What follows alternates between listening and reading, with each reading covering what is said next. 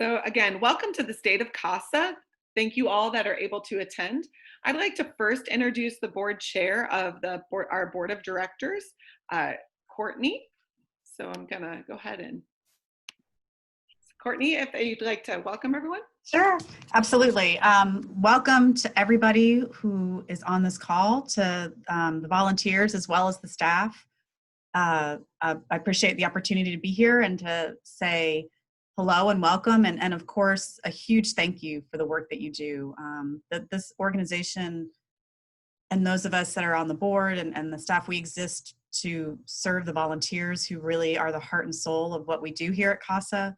We really appreciate everything you're doing. I think we all have heard the stories about COVID and understand the impact that's having on the folks that are in the foster care system, both the children and the parents, and how much more how much more of an effort we're going to need to make in the upcoming months because of potentially the impact that this has had on families who are already suffering, from various things, domestic violence or financially or substance abuse, things that could potentially be exacerbated by COVID. So again, I want to thank everybody for being a part of this and for all of the volunteer work you do. It's so important. Thank you so much, Courtney. We appreciate you being with us. So just so everybody knows, I'm working on two different computers trying to do this all. So I want to let me know if anything does not look the way that you want it to look, and we will make sure we address. So at the bottom of your screen, there's a Q&A, little chat box. It might look a little bit different if you're utilizing your phone. But in that Q&A, that's a place that I welcome you to put any questions you might have. Mandy will be watching the questions. If they're easy ones that she can just answer, she'll do so in that chat box. Otherwise, she'll interrupt me or we'll talk about them at the end, okay? So please feel free to utilize that as you have questions. All right. We're gonna go ahead and get started. So Mandy, you can see my screen well? It's shared properly? Awesome, all right. So today we're gonna be talking about a few different things. We're gonna be talking about our strategic plan. We intended to roll this out to you all a little bit earlier in the year, but with COVID, things kind of got backed up a bit. So we wanted to not waste any more time, and that's why we're doing this today. So we want to roll out what our strategic plan is. Then we want to talk about how we're working to develop the partnerships, particularly with juvenile court and DFACS. We also want to talk about what the financial standing of the organization is. And then finally, what the impact of COVID so far, what we've experienced has been. But before I move into that, I wanted to make sure that we address what's happening in our country. Obviously, we're going to talk about the pandemic at the end and the impacts of that. But I think it would be untrue to the organization that we are if we dismiss all the other things happening within our world today. And I'm not going to spend a lot of time on this. We are not a social justice organization, but we are an organization that centers social justice within our work. And this Nelson Mandela quote, "There can be no keener revelation of a society's soul than the way in which it treats its children." And we at Savannah Chatham CASA see every day some of the most horrific things that happen to children. And we question if our society, if our country is as great as we want it to be. And today, I think as we see the things that are happening to Black lives within our community, we see that also happening within our organization. And so I share this quote from MLK, that in the end, we'll remember not the words of our enemies, but the silence of our friends, because I think it's important for us to take a moment at the front end of this to acknowledge the very real trauma that is being experienced by our Black brothers and sisters in our country. I just want to highlight how this fits into our work. We have a disproportionality in our child welfare, which is we have the overrepresentation of Black children, in particularly in Chatham County. So as you see in this, there are 65% of our children in foster care are Black children, but they only make up 47% of our population. The Annie Casey Foundation has found that Black children have longer lengths of stay in child welfare systems, are slower to exit the system, and have differential permanency outcomes. They're less likely to exit child welfare under legal guardianship of a caregiver. And so as our staff has reflected over the last few weeks about what this means for our organization, we have come to the conclusion that it is within our, it is the right thing for us to speak up about injustice and to talk about the intersections of what is happening in the work that we see. Make no mistake, the Black children that we serve are being further traumatized by the violence that happens within their communities and by what they're seeing and hearing in the media today. So I ask us as an organization to just ensure that we look inwardly and we don't see these problems as something that don't touch our work as they do. And so the staff has compiled a letter that you will see soon. It's been posted onto our page. It'll go out in email, but it states this: Savannah Chatham CASA staff is committed to acknowledging and correcting our own racial bias, calling out racial bias within and outside our organization, committing ourselves to understand the history of institutionalized racism within the child welfare system, acknowledging the trauma experienced by people of color, advocating to better the child welfare system in order to expose and understand the experiences of families of color, and ensuring that our staff, volunteers, board members, and all who implement the CASA mission reflect the diversity of the community of Savannah. I asked each one of our staff members, we wrote this, and I asked each one of them if they would like to sign on to this, and every staff member has. If you are interested in signing alongside us on the statement that we have on our website, we'll send an email out and you can send us your name and we'll add our name as CASA volunteers, and the same will be for board members, that if you choose to stand by this and to acknowledge that you too will work to correct your own racial bias and call out bias within the system and all of these other things, we encourage you to let us know that you'd like to be a part of that. So I'd like to just again take a moment to acknowledge the loss that our country is feeling alongside the heaviness of the pandemic. It is a very difficult time. I know many of our staff, and particularly our Black staff members, are feeling this deeper. I know as a mother to 2 Black sons, it is a very difficult and scary time for me. I've come to terms with a lot of my own privilege and misunderstanding. I know that this topic may come uncomfortable to many people. I know for me, it's been uncomfortable. But I encourage you to lean into that discomfort and examine how we participate or create an environment that is unsafe for some. So that's all I'm going to say about that, but I did not want to miss this opportunity for you to know and feel. And for our, and I'd like to in particularly speak right now to our Black volunteers who are maybe feeling the heaviness of this in a way that many of us do not have to. We can turn off our television or close our social media, as I hope many of you are closing your social media at times for just some self-preservation.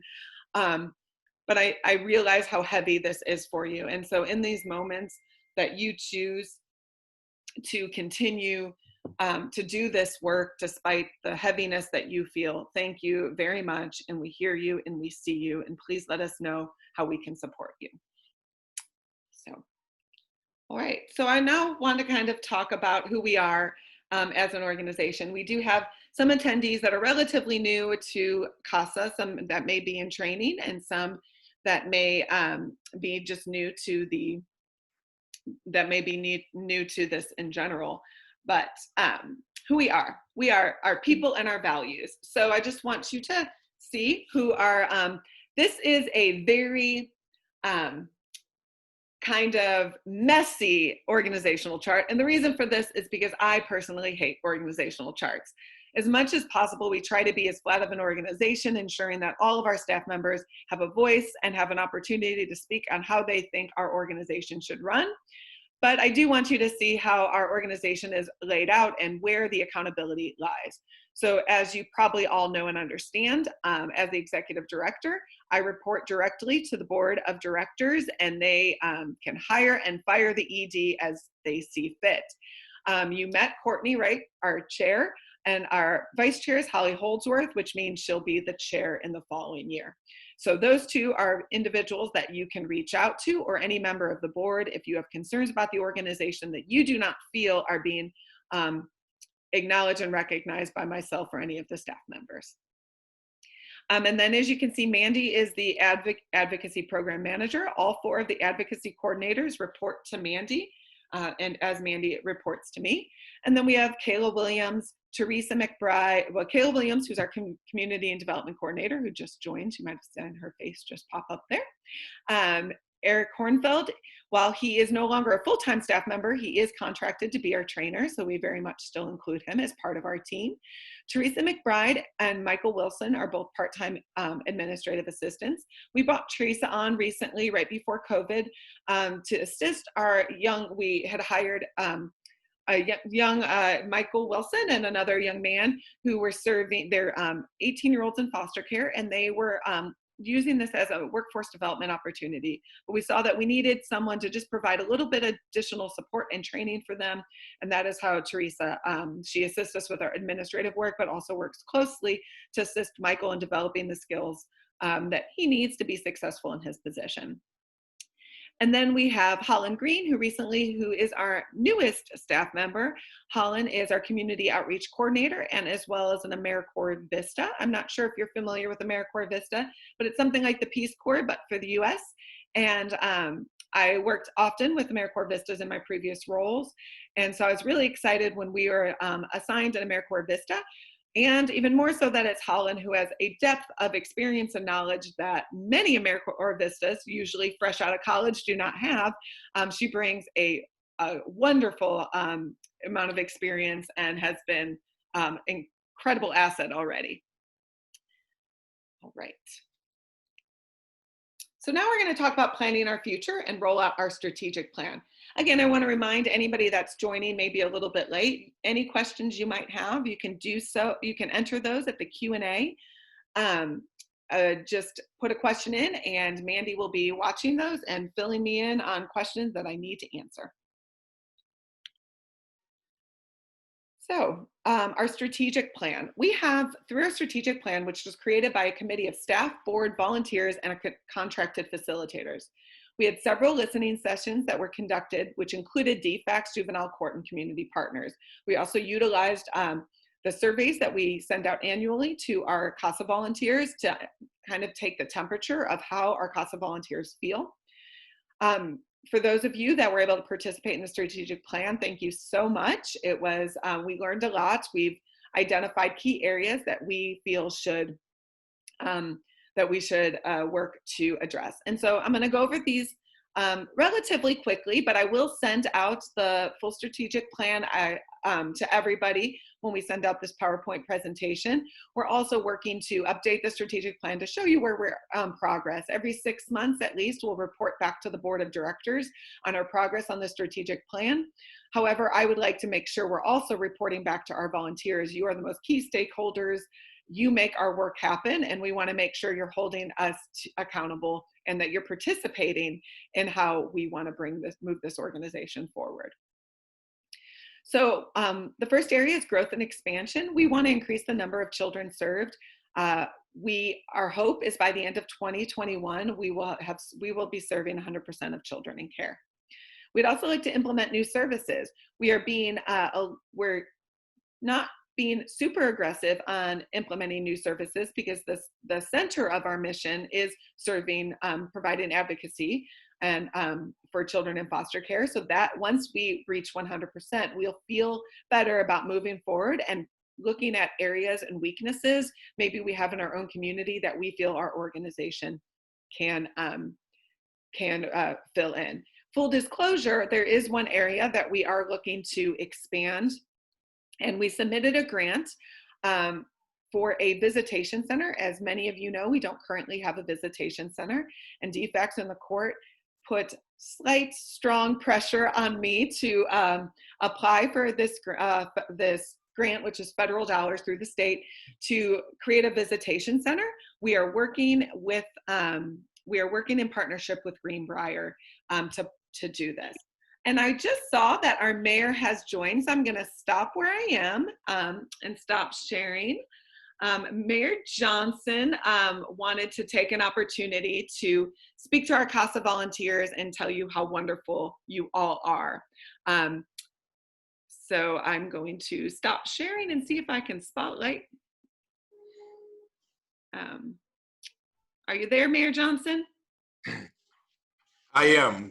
Good morning, and thank you. And I apologize for being a little late. We've been running a little behind today, but I appreciate the opportunity to come and just say hello to you all, and thank you all for what you are doing and what you're endeavoring to do. CASA is important to me because for years I was on the CASA board. And that was what really formulated my understanding, the experience, and the critical role that CASAs, guardians ad litem play in our process. This is a little unique because it's really a mandated service. It's a service that if CASA did not handle it, we would have to do anyway.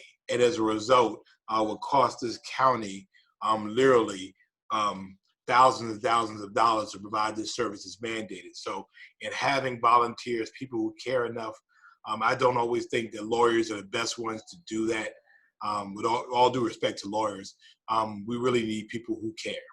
And so in this time where young people are placed in very, very precarious situations, where they need someone to represent the young people, someone to represent the child's interest, particularly when adults are not necessarily able or willing to do the right things.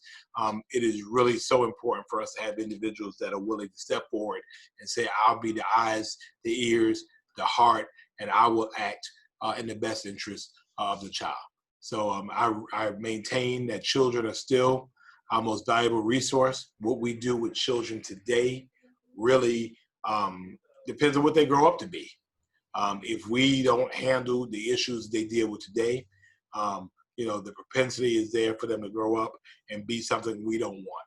And so with many people, we can look back to their very formative years, and we can see as a community that sometimes we just did not do.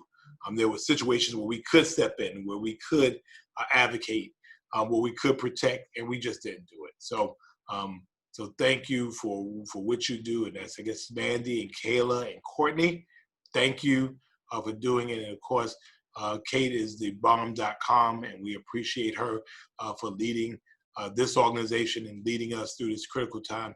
And for all the folks that are our heroes protecting children. This is what CASA does, and children are our best available asset. I submit to you that the children that you're serving today could be the person in the city hall in just a couple of years. So we have to be very, very careful, very, very intentional of how we handle our most precious assets. So again, Kate, I'm sorry for being so late. Oh, no, thank you so much for joining us. We appreciate it. I'm doing so much stuff, but thank you. And I appreciate it. If I can ever be of help, please let me know. Thank you so much. And Mayor Johnson, we also, we have a bunch of volunteers on here, and I know they share with me, and I see people saying, Artie, thank you, Mayor Johnson. Thank you for your leadership through an incredibly difficult time. I'm sure when you swore on to become the mayor of Savannah, you had no idea what was coming. None of us could have predicted it. And you have led with such integrity and leadership. You have kept our city safe, and we're incredibly grateful for everything that you've done. And alcohol. When I swore, I thought I had an afro when I started. This has been remarkable times, and for us, it's only been 5 months and 2 days. Yeah. And we have just been through so much. But I'll tell you that a person who is elected to lead is only good as those who are being led, and those that are being served. And the Savannah community has really stepped up. If you look around the country and look what cities, Atlanta and Dallas and New York and these other cities, Charleston, are dealing with, and you looked at Savannah was relatively untouched, although we had thousands of people here, it speaks to the character of Savannah. And if we can do that, we can take care of every single child in our community that needs to be taken care of, that needs to be protected, that needs to be loved. So I thank you so much for that. Absolutely. Thank you once again. And everyone, just so you know, we also do receive city funding. So we're very grateful for the city as well. So thank you so much for taking time. I know out of your incredibly busy day, so we really appreciate it. And thank you from all of us. Thank you. Thank you. Right. Bye-bye. Bye-bye. Okay, just give me one moment to pull up the this again.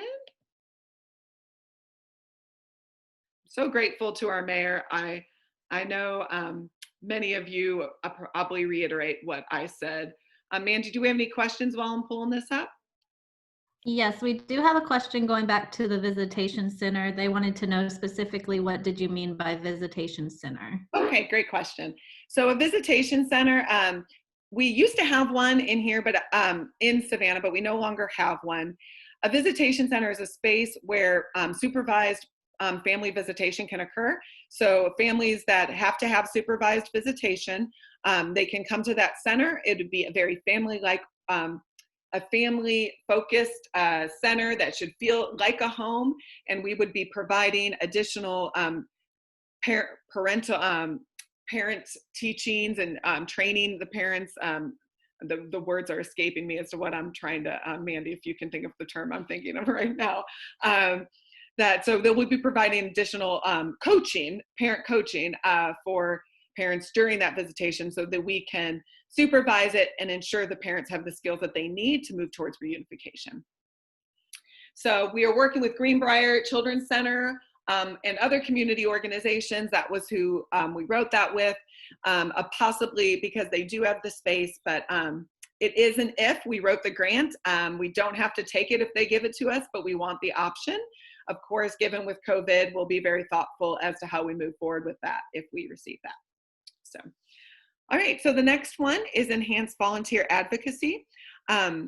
We want to increase the number of volunteers by 100%, improve volunteer advocacy, and I'm going to go into these a little bit more on the next slide, provide referrals to community services to our volunteers, from our volunteers, I'm sorry, that was a typo, and increase diversity among volunteers. The next is the board and staff development. We want to improve employee retention. I mean, full disclosure, our organization has struggled with retention in previous years, and our staff is committed to hiring and retaining the right people that represent diverse perspectives and who feel valued and appreciated where they are. And so we're working actively towards that. I know some volunteers, probably some on this call, has had several coordinators over the course of their time as volunteers, but we want to ensure that we don't have that kind of turnover at all any longer. We want to improve the diversity of board and staff so that it matches the community in which we serve, and we want to improve board engagement. We're working to increase funding and resources, increase overall funding by 20% annually. We were able to do that last year. We hope to continue to do that. We'll talk a little bit more about funding and the impact of COVID on that, but and how scary some of that can be, but we're gonna keep it in our strategic plan and work towards it nonetheless. And we wanna diversify our overall funding sources. You'll often hear us, and you'll hear Kayla talk about it a little bit later, about how we want to make sure we increase our individual giving and our community giving. Historically, our organization has been primarily funded by federal or state funding, which is a great thing. That's great sources of large scale funding. However, it's all subject to politics, and as politicians change, so do the priorities. And so we want to make sure we have a great diversified funding source. So if one source of funding, like we're seeing at the state level, that there's a call to decrease state funding for all departments, but child welfare departments, all of the state DFACs, which includes the CASA funding, will be decreased by 14%.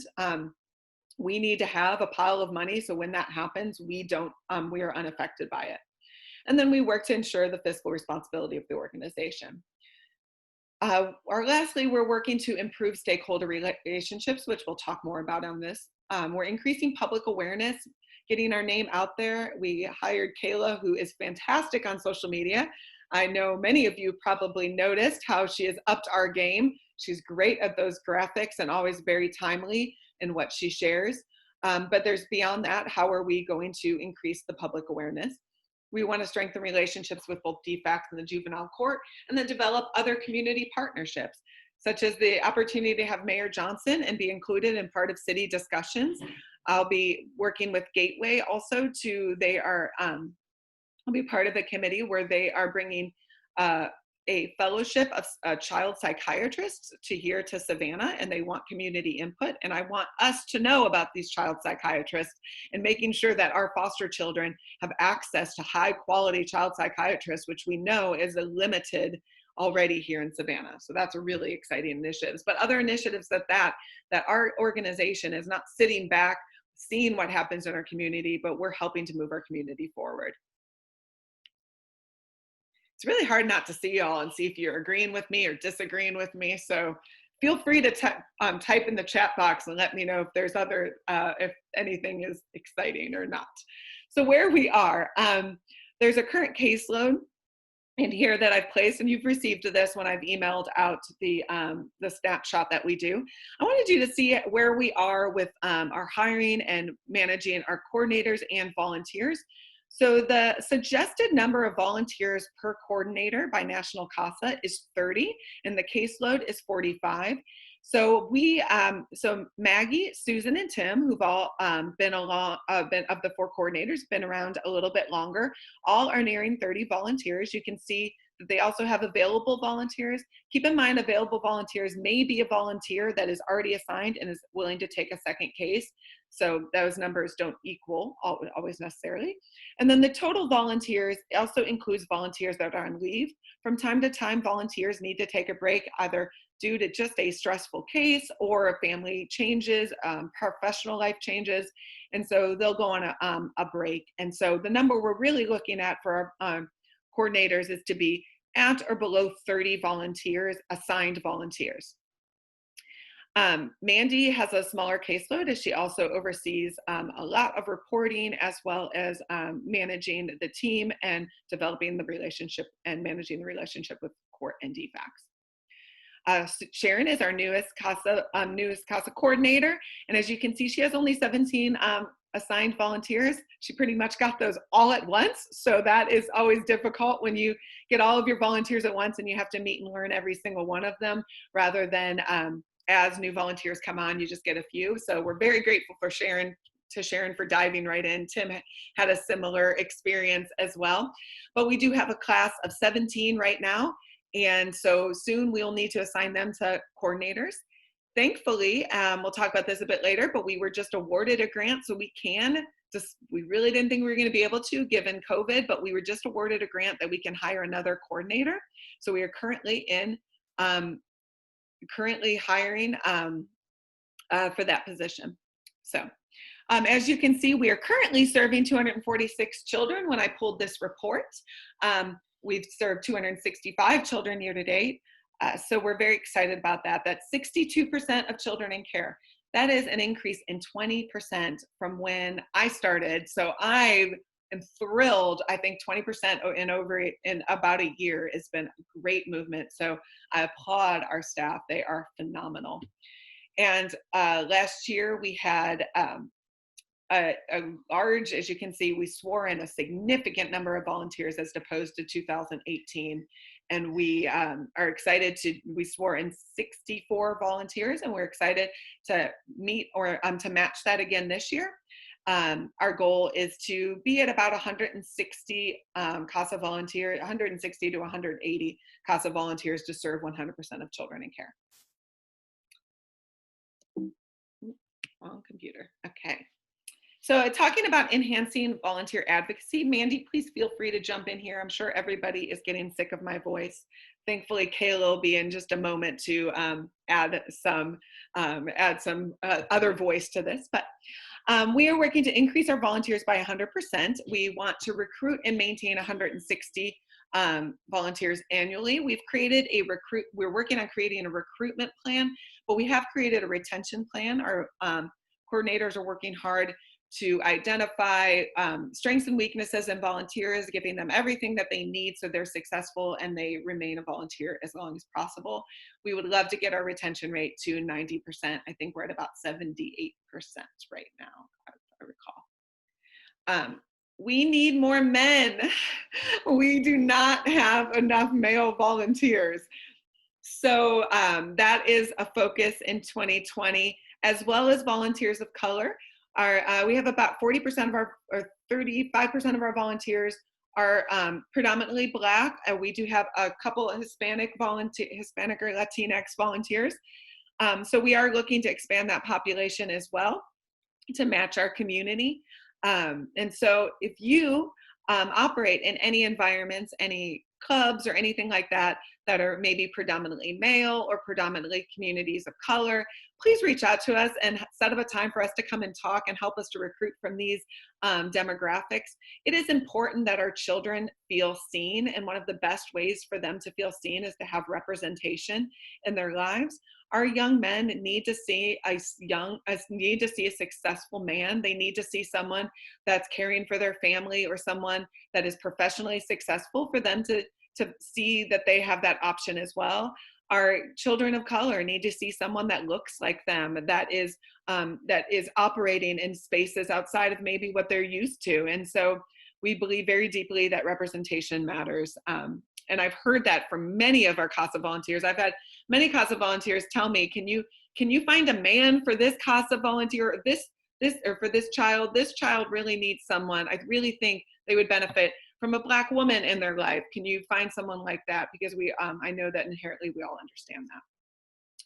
And then we want to enhance the quality of volunteer advocacy. We want to ensure that all our volunteers apply a racial and wealth equity lens to advocacy. And you'll hear more about this, but basically this understanding that of cultural differences, of historic, the impact of institutionalized and societal racism, from understanding that what poverty does, the trauma of poverty, and how so many of our children are not just traumatized by abuse or neglect they feel, but living in poverty, and how that has affected their mindset and the way that they approach life, as well as their parents and the way that maybe parents behave that don't necessarily always make sense to us. So we will be diving deeper in the next 2 years to really talk about how we can educate ourselves on these. But we've focused first internally for the staff to start looking internally, so then we can speak better on these issues. One Mandy is working hard on and passionate about is increasing the volunteer understanding of the court system. We hear often, you're nervous about talking in court, and we don't want you to be. So we want you to be as comfortable as possible in the courtroom. So she's pulling together a group of individuals from the court system, right, Mandy, to talk about how to interact and all of that fun stuff. Yes, so the judges can help with that, and also too, I think we're going to get some attorneys together too. So be looking for that webinar soon. And then we are hoping to help improve all of our volunteers' completion of continuing ed. We believe in continue ed. We realize we've not always done it well, and we want to make sure that if you're already giving so much of your time to us, we want to make sure when you give more, it's valuable to you. And so we want to ensure that you have the opportunity to learn about things that help you improve your advocacy, and not just to check off a box so that we stop sending you emails, or text messages or phone calls or any of the different ways. And then one thing that you've heard us reiterate a lot recently, but we will start hounding on more and more, is to improve the quality and timing of our court reports. We have the new court report layout. We were one of the pilot sites that did that. I've heard a lot of great feedback. I know there's some learning curves to it, but I've heard a lot of great feedback about the court reports. But next is we really want to improve the timing of the court reports. Other CASAs are turning in their court reports 5 days before the court hearing. We are really lucky if we have it done sometimes an hour before the court hearing. And the reason why we want to improve this is because if the attorneys have an opportunity to review the content before, then all the parties involved, right, that they have the opportunity to address those issues with us and make things less contentious in the courtroom, because really in the end, we don't want, while we know sometimes we have to be fierce in the courtroom.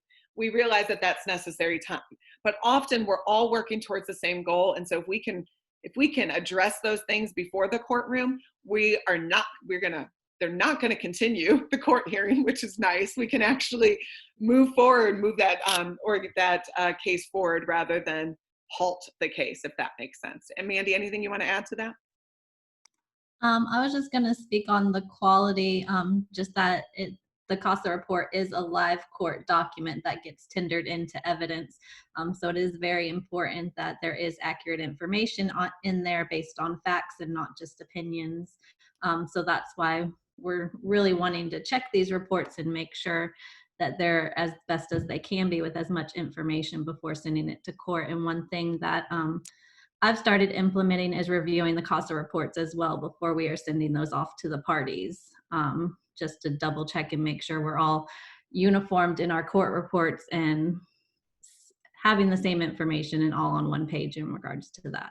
So, thank you, Mandy. See, wasn't it nice to hear another voice?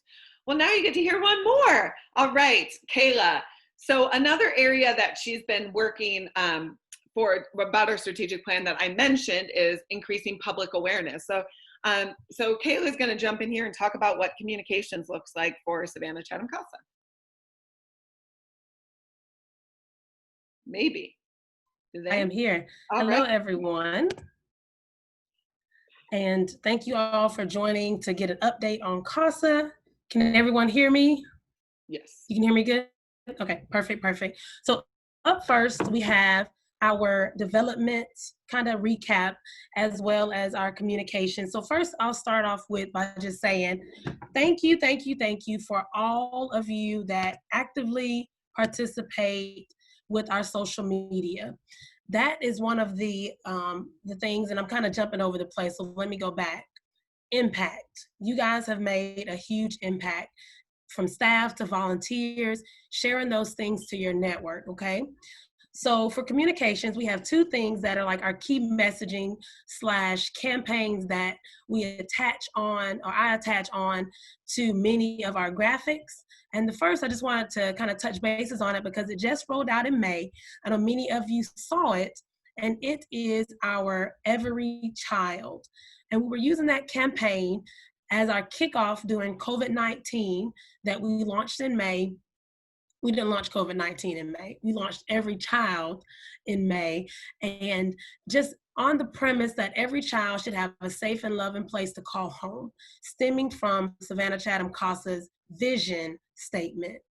And we took that approach because we know that children have always need the advocacy, but now more than ever. And just using that as a multi-approach to saying we need your support, but then also there are children that we're not yet serving yet because we're not at 100%. And we want this support to span every child that's in care. And so that's the approach that we're taking, that you'll see a lot more of Every Child as we get ready for our annual campaign, as we continue our push to 100%, which is our goal by 2021, that we are serving 100% of children in care. And knowing that together with the community, with you all, with staff, with our court partners, with any other agencies that are serving the children that we're serving, we can make that happen. So that's how the Every Child came to fruition. It's going to be our campaign that's going to carry us through to serving every child and giving great advocacy to every child that we currently are with, but then expanding to those that don't have the blessing to have a CASA yet. And then the second campaign, which if you've been around CASA for a while, you may have seen it. If not, you'll see it soon or continuously until National CASA changes it, and that is Change a Child's Story. It is the trademarked slogan that National CASA uses, very similar to what we do. We're trying to imagine what it's like to be a child in foster care and whatever we can do to change that story. We know that children with the CASA spend less time in foster care, or more likely to succeed academically, have less behavioral interventions because of negative behaviors they observed at school. And we're trying to be, as you already are, a part of changing that child's story. That's national. So until they change it, we'll incorporate that here and there. A lot of the graphics that they share with us through their portal will remain Change a Child's Story. For those of you who aren't familiar, CASA is the national entity. I'm pretty sure most of you know that, but I'll say CASA is a national nonprofit that is then divided out by state, and then obviously we're here in Savannah, Chatham, CASA. And together we can change a child's story.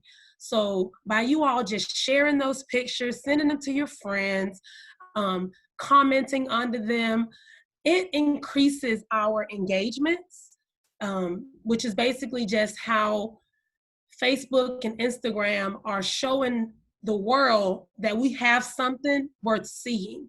So I don't really know, I can't really explain the algorithm in simple terms because it's not simple. Many times I don't understand it. But just by you all continually doing that, it makes a world of difference to how many more people see what we're doing, and how they can join with us, which brings me down, if you're looking at the slide, to engagement. I just was thinking how quiet I was doing good, right? So good. It's coming. I'm still talking. And so next is engagement. So engagement lead into our visibility, which ultimately translates to a couple things that you guys help us with, but that we would love for you to continue doing so that we could expand to 100%, is the likes, the shares, and the follows, which results in people are finding us because this information is shared. So this is the key thing with the communication, is that through all this that we're putting out together, so that we will be able to find those people, or they find us, that they want to be a part of it. We need more volunteers like we have, right? And so if the only thing that we do through communications, and the only result that we have is more volunteers, we have done it, because that's what we need. More people like you that are dedicated, that will come into the force and change a child's story for every child, not to be redundant, but just to put it all together. And then to donate. And that's going to lead us into our development. We also want people to know why CASA exists and how they can support us. In addition to, shut the door.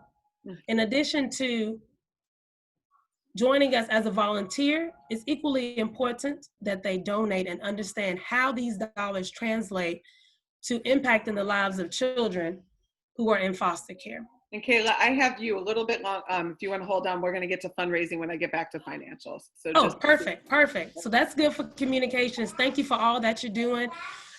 Every bit of it impacts the organization. So thank you. Great. And I just also want to add, as many of you know, we put you on the e-newsletter as soon as we get it.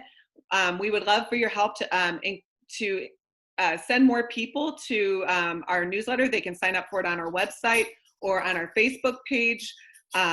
Or you can just start forwarding newsletters to your friends as you see them and you think something really stands out. So, all right, so I'm going to move forward. I'm going to try and go a little faster. So there's just some ways that you can get involved in helping bring our strategic plan to fruition. We have 3 areas. The policy committee. In the policy committee, we have just had our second meeting, and it consists of mainly CASA volunteers, a couple community members, and a few board members. What we are doing is reviewing CASA defects and court policies and identifying ways to improve the stakeholder relationships. Our goal is eventually to create a policy sheet for you all, so that when you, I have many of you ask me, as legislation is coming down, what should we be pushing for? Now, while we are a 501c3 and we are limited in our ability to lobby, we can talk about policies that will harm or help our mission and the children that we serve. And we want to make sure you have that information in easy way, so you can make your decisions when you're voting, when you're talking to your legislators, and when you're talking to your friends. So that is coming. And if that is something that is interesting to you, We would love to have you join us. I am the one working with one of our interns. Talia is doing that with me, compiling this committee. So if you're interested, just reach out to me. It may be communications or development, fundraising and marketing is more your speed. We also have a communications and development committee. They are helping create marketing plans, how we're going to get the word out there, as well as assisting with fundraising. It's smaller fundraising, not the huge Dancing with the Stars. That is really, truly the board's responsibility. This development team's role is to help us find new and other ways to fundraise. Dancing with the Stars can't be our only fundraiser. And so this team is helping us find and identify new ways of doing that. And then if any members of those committees would like also to work on supporting Dancing with the Stars, they're included and invited to those strategy meetings as well. Kayla, as you might imagine, is the contact for this. So if you're interested in that committee, please reach out to her. I think they've had 2 meetings as well. And then a new little work group that we're starting is an ILP work group. This came out of our last, I'm sure, sorry if you can hear my dog. This came out of our ILP,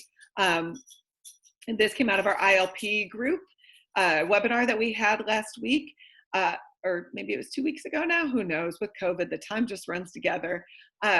We are working to compile all the resources so we can basically have an ILP handbook. So that when a CASA volunteer is assigned a case that a child is 14 years or older, they will have all the materials that they know of the resources they can advocate for this young person. And so we're asking this committee to come together and create this resource, and then also create a worksheet or a checklist so CASA volunteers can just go down the list and check things off to make sure that their young people are getting that. We know the statistics for children aging out of foster care is horrific, and we want to change it in Chatham County. And so this is one of the ways that we're going to do it. And then lastly, the board of directors. I know many of you have expressed interest in serving on the board of directors. I am keeping a running list of those that have mentioned they're interested. We have 2 volunteer positions on the board of directors. Currently, one is filled. We put one last year, and then this year we'll be adding that other volunteer seat per our bylaws. And so what we've done is the staff will review the volunteers and provide recommendations to the board development committee, which is a group of board members that will review those recommendations and then provide recommendations to the board, and it's voted on as a full board. So if you're interested, reach out to myself or to any of your coordinators. If there's someone that, sometimes we just think this volunteer would be really great, and we might reach out to you too, and to provide those recommendations to the board. And those are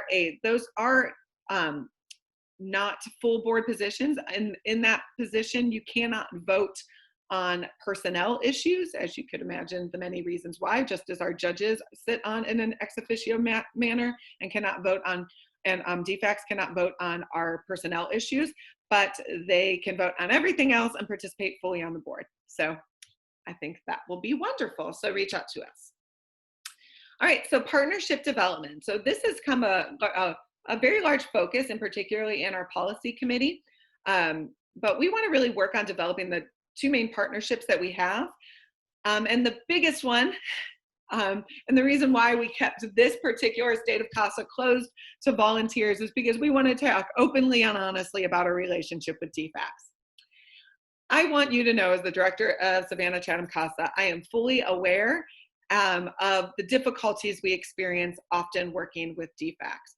You hear us often speak about how overworked and how difficult that environment is, especially being in this building with them. We see it even more firsthand. Having 2 past DFACs employees, both Sharon and Mandy, we understand how difficult those jobs are. However, in the end, our one job is to ensure the best interests of the children that we serve. So I know often, I think I've done all of our volunteers a disservice, because you hear us often celebrating on our Facebook page and talking about DFACs and doing lots of wonderful appreciation things with DFACs. Make no mistake, when we do this, we're doing this to work to improve those relationships and build relationships with them. But that doesn't mean we aren't aware that there are still areas for development and improvement. And so this is something our policy committee is working on. And we want to think through, and we had a great brainstorming session in our last committee call, but we want to work through ways that we can ensure that this is a mutually beneficial relationship. In the end, we're going to do what's best for the child, and sometimes that means we highlight deficiencies within DFACS, and that is hard. That's hard. We can't deny that it's hard as a caseworker of DFACS when a CASA volunteer is pointing out what you're not doing right or what you're missing. Nobody would appreciate that experience, or enjoy that experience, I should say. But we do know that the leadership of DFACS agrees with the mission of CASA, both at the state and at local level. And we all know that this relationship is necessary and needs to be improved upon. So we are working to help ensure that caseworkers respond to your emails. But it's also why when you tell us that a caseworker is not being as responsive, why we work to problem solve, and maybe it doesn't always sound like we're coming down as hard as you might like us to, but we're trying to walk the delicate line, knowing that we need to keep these relationships strong, improve these relationships, and not isolate any one person so they stop working with us.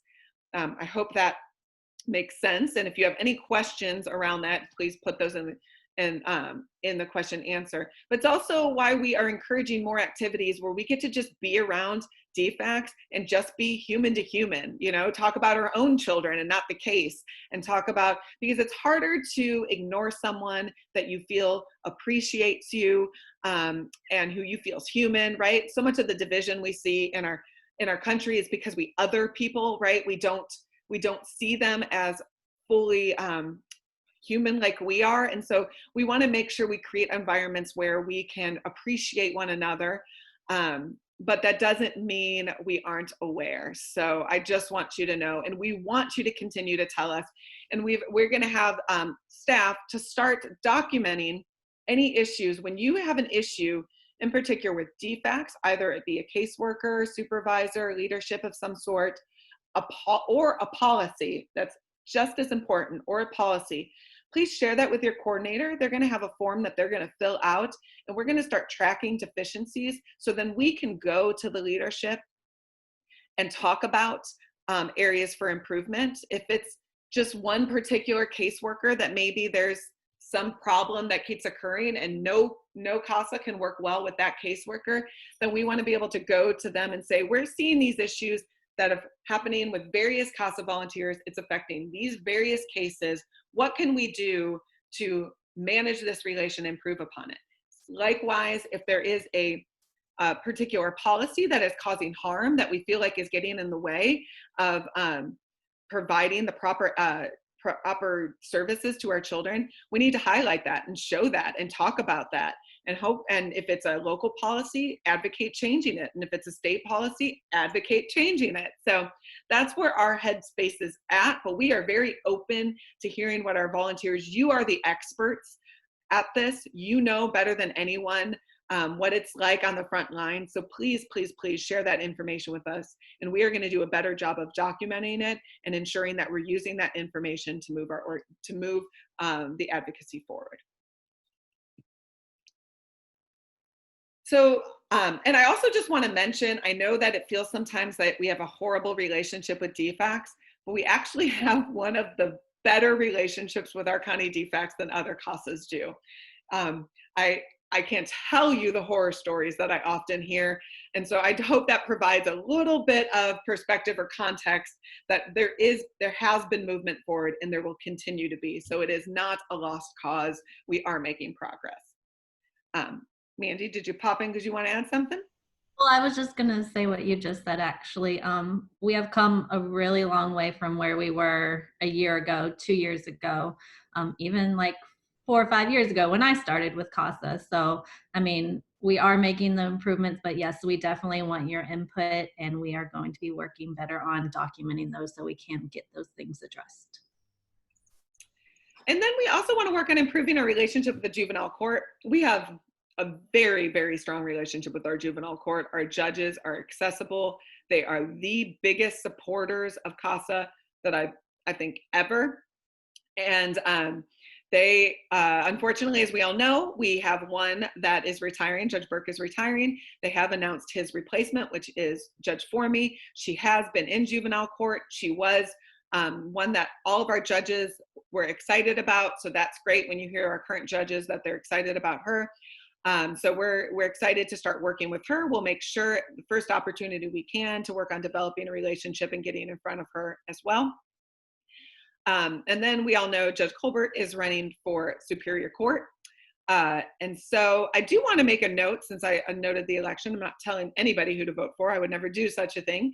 But I do want to note the importance of voting for Superior Court. Superior Court decides who our juvenile court judges are. So as you fill out your ballots or go to the polls, I say fill out because I think we're all filling out ballots right now. When you decide to vote, don't pass up Superior Court judges, because they do directly impact the work that we do. And judges that understand our work and understand child welfare will make better choices for juvenile court judge as well. So you can examine both.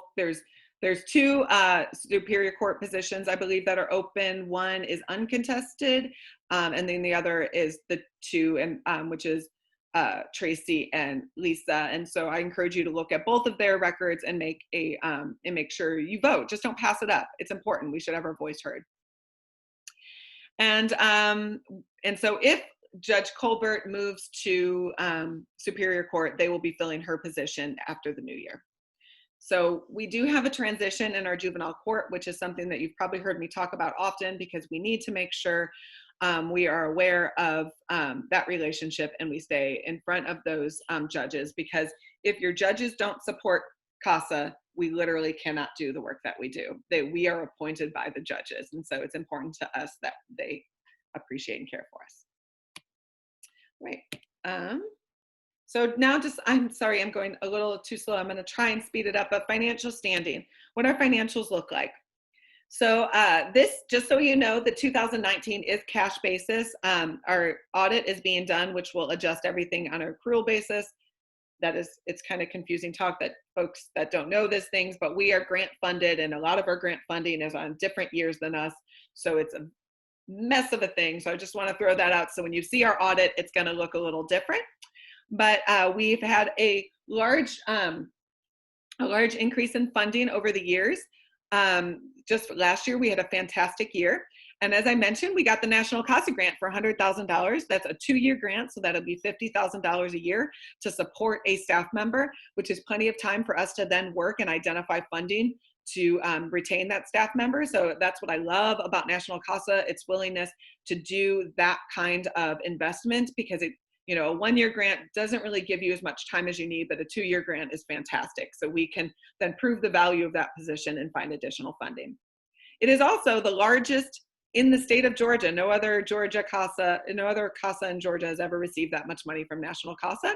And we wrote that grant based on our desire to provide additional services to young people ages 14 to 21. And so we also requested to be part of a pilot program, so please keep your fingers crossed that National CASA is doing that will provide more resources and assist us in ensuring that our those aging out of foster care have everything that they need. As I mentioned about diversifying funding, as you can see on this, most of our funding is government. Our events is a large portion of our funding.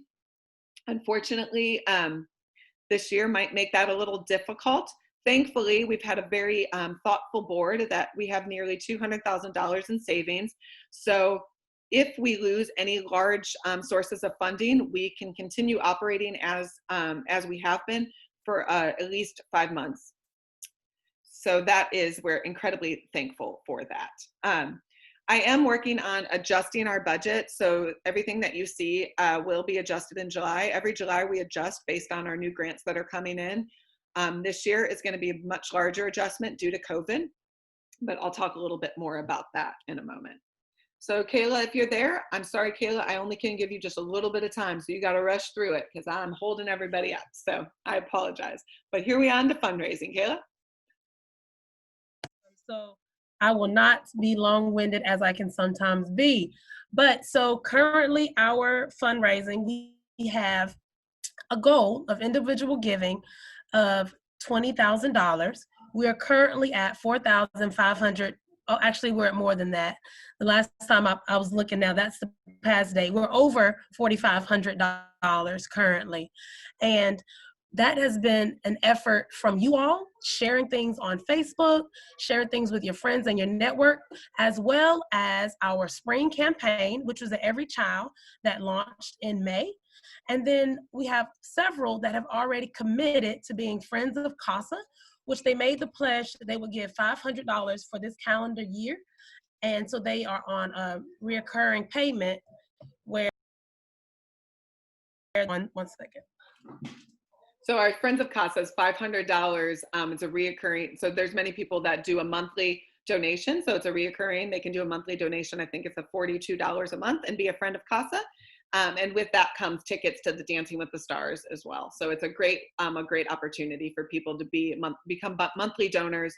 And $42 out of your bank account monthly doesn't hurt like $500 might. Yes, and so that's how we are, where we are currently. How we're going to get to that goal would be continually making the impact that you guys have been making on social media, which is actually over $1,500 just from many of you giving or creating those birthday fundraisers to benefit CASA. It comes directly to us with no fees taken out. Is a great help. And like I said earlier, the quote beforehand, just basically in summary, a lot of us doing small things makes a huge impact.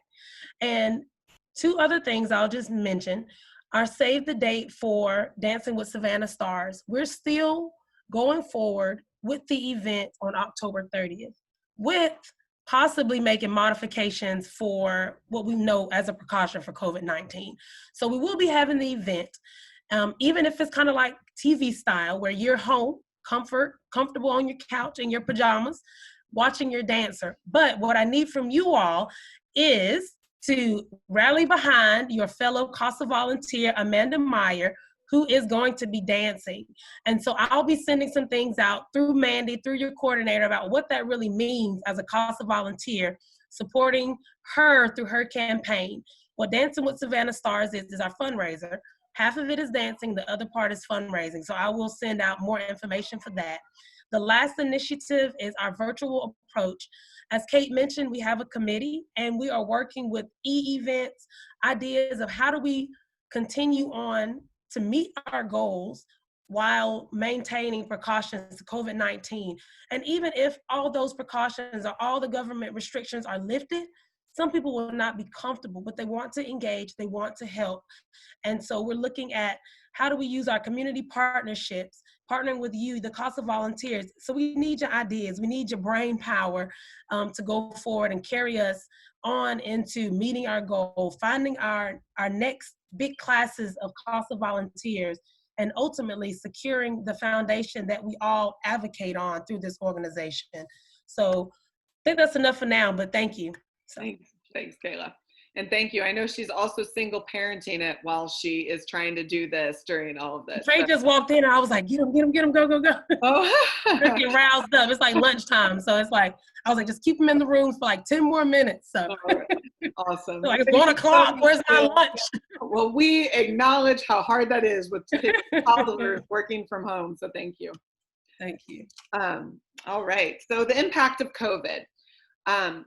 So I just want to talk briefly on the 3 different areas that we're seeing COVID impact our organization. Financial, we were fortunate enough to receive the PPP loan for $66,000. Right now, if no legislation is changed, we think we can get about 40 something of it, around 40,000 forgiven, but we do know the House passed legislation that is now at the Senate for extending that time. I don't know if I haven't heard an update as to whether that's gone through or anything yet. So we're all fingers crossed that if they extend it so that we have more than 8 weeks to use the loan, then the whole amount would be forgivable for us. All of that is going solely to payroll to retain our employees.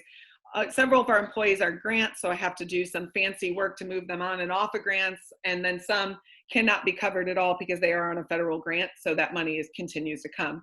Some may ask why we accepted a PPP loan when we have government grant covering many of our employees. The reason for this being, we have no idea come October when these grants are up and they do them again, whether the funding will remain the same. And the PPP loan will not likely be around in the fall. And so our board of directors felt it was in the best interest of the organization to apply for that loan. We also don't know what's going to happen with Dancing with the Stars. As you saw, that's almost a quarter of our budget. And if that gets taken out, that will eat up our savings incredibly quickly. So because of all the, I think us, like many other nonprofits, it's not the immediate, it's the longer term that this is going to hurt as we see events are being canceled, and we don't know how COVID will impact individual giving. So we are doing our best to ensure that we can continue providing services at the same level that we have. As you have seen in some of my emails, and you might have noticed from staff, we are starting to restrict as many expenses as we can and to being as fiscally conservative as possible. As our goal is to maintain employment so that we can provide, so that we can oversee volunteers and continue to provide that advocacy.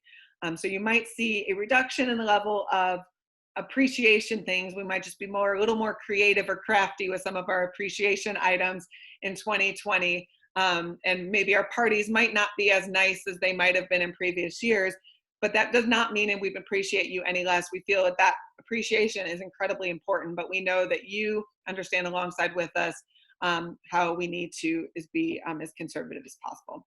We've already canceled the one fundraiser we're going to have in the spring. That was already written into our budget, so that hit us a bit. And then again, we have concerns about altering our huge event in the fall. I refuse to say we're canceling it. I tell everybody we're not canceling it. We just might be very creative with it. And then also I mentioned that, so advocacy. So as I think this is where more of my concerns are, and where I would really, really love to hear from CASA volunteers. Talk to your coordinators, email me, call me. Please, I'd love to hear what you're seeing on the ground. I have a lot of concern that we have limited contact physically with our children. I think it's the right decision. I think it's the safe decision still right now. We're following the guidance of Georgia CASA as well as DFACS, but that's less eyes on children. I have more than that. I'm incredibly concerned about the reduced family visitation that may or may not be occurring. We know that it was happening previously. I'd love to know if you're seeing family visitation starting again. I do not want CASA volunteers physically visiting children if they're being told by DFACS it's too unsafe for their parents to see them.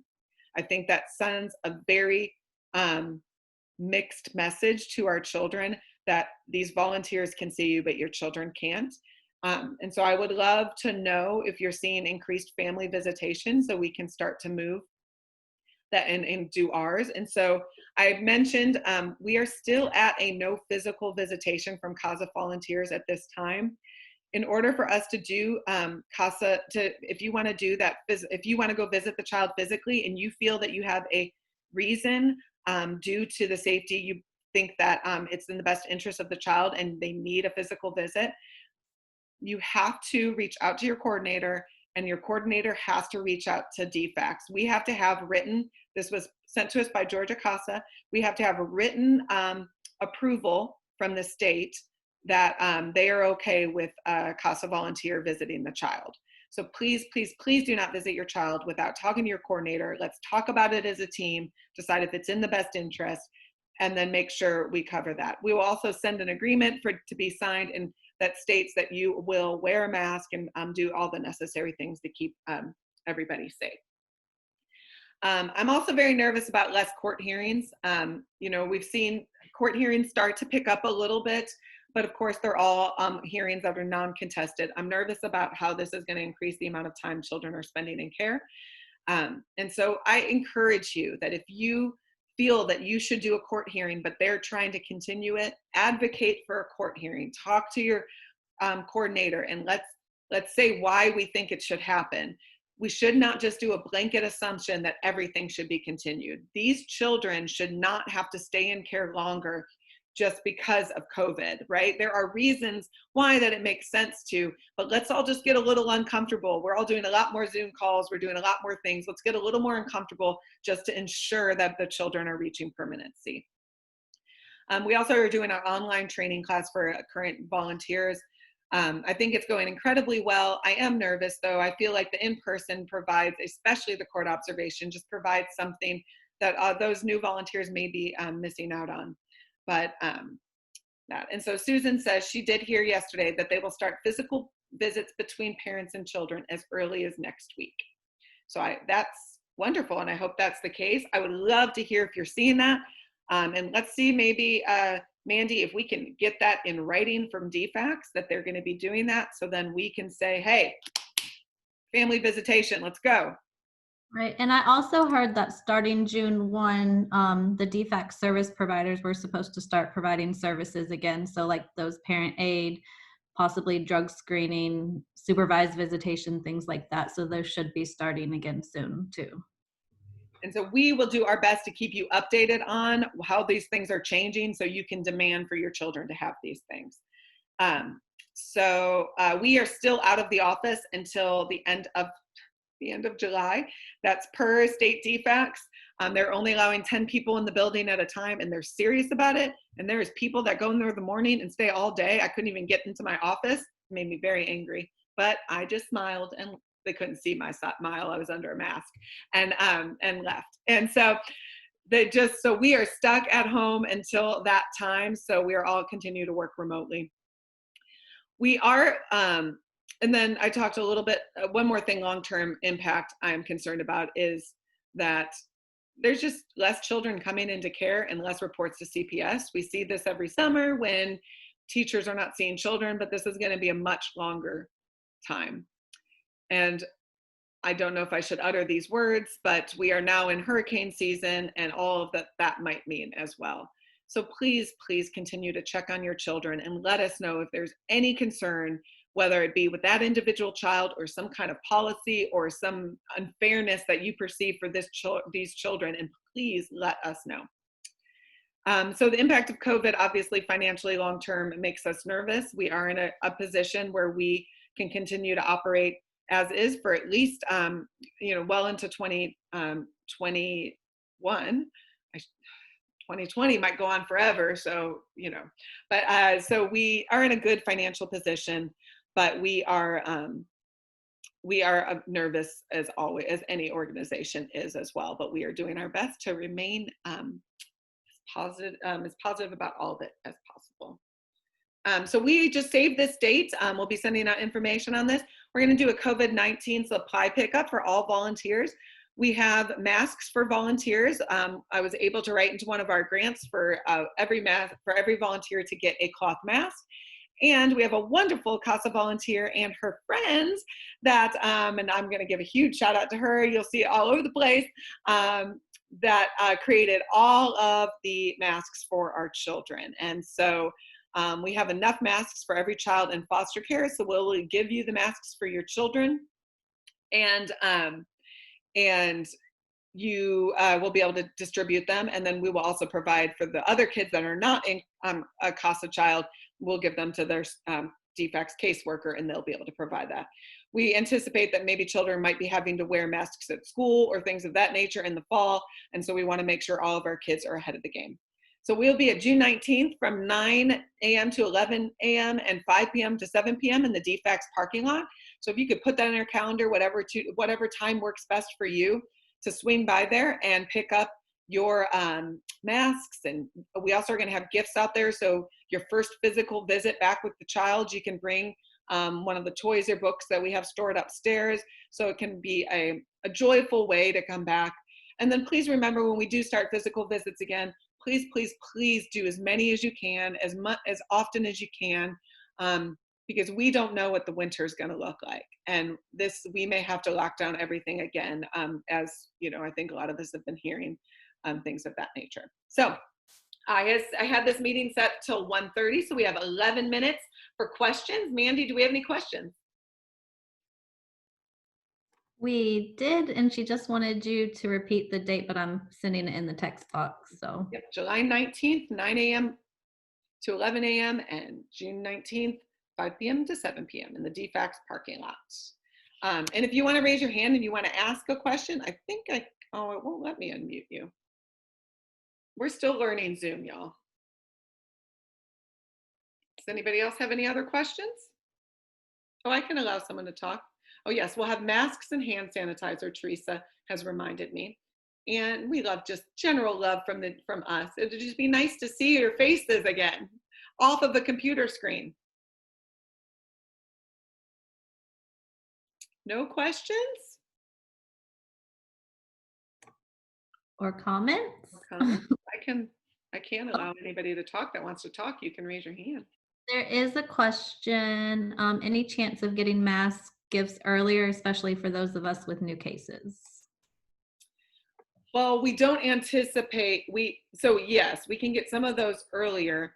We don't anticipate DFAX allowing us to do physical visits yet. But let me talk to DFAX, and if we do have a mask, yes, we can go ahead and start physical visits, especially, and I'd be more happy to do it if we do know that family visitations are starting to occur more regularly. So yes, I agree. I wanted to do earlier. That was the day the staff decided. So it was Mandy's fault. So No yeah, comment. we can maybe meet you at the office if we can. The problem is we can't get into the building as much as we would like, but yes, can you just reach out to your coordinator? If you need him earlier, reach out to your coordinator. That'd probably be the best way to handle it. We do have another question. Can we get a specific do's and don't ask list of documents we are able to ask for from DFAX? Yeah, specific, like, have you been told there's documents you can't ask for? Who was that? I can unmute them so we can ask that. Tanya Scott, if you can unmute her. Okay. Are you there, Tanya? You have to unmute yourself too. Oh, there you go. Sorry about that. That's okay. What's your question? Okay, so it seems like every time I ask for specific documents from DFAS, I always end up getting long letters from the lawyers, or they're contacting Mandy on why do I need these things. So I just figure if we can get a list of documents that we can request from them or don't request from them, I think will be a whole lot better. I've asked for Medicaid numbers, Social Security numbers, copies of birth certificates, and all I get is why. Why do you need this? Why do you need that? Okay. All right. That's a great question. We will talk about that as a staff and follow back up with you. And if anybody else is having that specific issue, will you please reach out to Mandy and let her know what other if you've had that experience, so we can kind of identify what the issues are. Thank you, Tanya. Any other? I'm sorry. Go ahead. Howie raised his hand. I don't know if he wants to. Okay, I'm going to allow him to talk. All right, Howie, you're just got to unmute yourself now. There you go. Yeah, no, there shouldn't be any documents that we shouldn't be able to get. Yeah, that's what under our order. Right. Mm-hmm. Yeah. Okay. I agree with you. Yes, I think that as well. So I'd like to see what their attorney is saying so that we can talk to our attorney.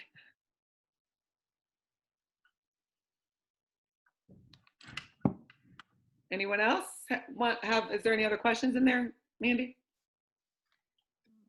Oh man, no questions? I was just so thorough. I guess you just didn't have anything else you wanted to.